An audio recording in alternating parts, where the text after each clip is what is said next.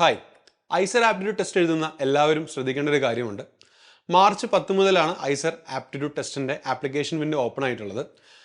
IISER aptitude ടെസ്റ്റിൻ്റെ application window open ആകുന്നതിന് മുമ്പായിട്ട് അവർ പറഞ്ഞൊരു കാര്യമുണ്ടായിരുന്നു. 2000-മോ 2000-ന് ശേഷമോ ജനിച്ചവർക്ക് ഐസർ ആപ്റ്റിറ്റ്യൂഡ് ടെസ്റ്റ് എഴുതാമെന്നുള്ളത്.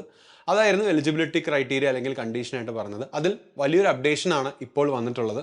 നിങ്ങൾ iceradmission.in എന്ന വെബ്സൈറ്റിൽ കയറിയാൽ സ്ക്രോൾ ചെയ്ത് താഴേക്ക് വരുമ്പോൾ അവിടെ നിങ്ങൾക്കൊരു കാര്യം കാണാൻ സാധിക്കും.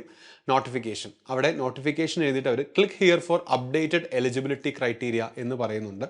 സോ അപ്ഡേറ്റഡ് എലിജിബിലിറ്റി ക്രൈറ്റീരിയ പ്രകാരം അവിടെ ക്ലാസ് 12 ഓർ ഇക്വലന്റ്, അതായത് 12ാം ക്ലാസ് 2023-ലോ 2024-ലോ അല്ലെങ്കിൽ 2025-ൽ ഓൺഗോയിങ് ആയി ഇപ്പോൾ പഠിച്ചുകൊണ്ടിരിക്കുന്നവർക്കോ മാത്രമാണ് ഐസർ ആപ്റ്റിറ്റ്യൂഡ് ടെസ്റ്റ് എഴുതാൻ സാധിക്കുക. സോ എലിജിബിലിറ്റി ക്രൈറ്റീരിയയിൽ വലിയൊരു അപ്ഡേഷൻ, അതായത് ഇതിന് മുമ്പ് നടത്തിയ ഐസർ എക്സാംസ് പോലെ തിരിച്ചു കൊണ്ടുവന്നിരിക്കുകയാണ്. 2023, 24, 25 വർഷങ്ങളിൽ +2 എഴുതിയവർക്ക് മാത്രമാണ് ഐസർ ആപ്റ്റിറ്റ്യൂഡ് ടെസ്റ്റ് എഴുതാൻ സാധിക്കുക.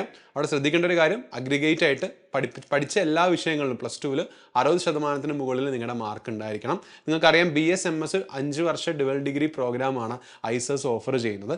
BSMS ഡുവൽ ഡിഗ്രി പ്രോഗ്രാംസിൻ്റെ കൂടെ തന്നെ ഐസർ കൊൽക്കത്തയിൽ 5 year BSMS in computational and data sciences offer ചെയ്യുന്നുണ്ട്. മറ്റൊരു കാര്യം, 4 year BS in economical sciences IISER Bhopal. അതേപോലെ ഐസർ തിരുപ്പതിയിൽ എക്കണോമിക് ആൻഡ് സ്റ്റാറ്റിസ്റ്റിക്കൽ സയൻസ് എന്ന് പറഞ്ഞൊരു 4 ഇയർ കോഴ്സ് ഓഫർ ചെയ്യുന്നുണ്ട്.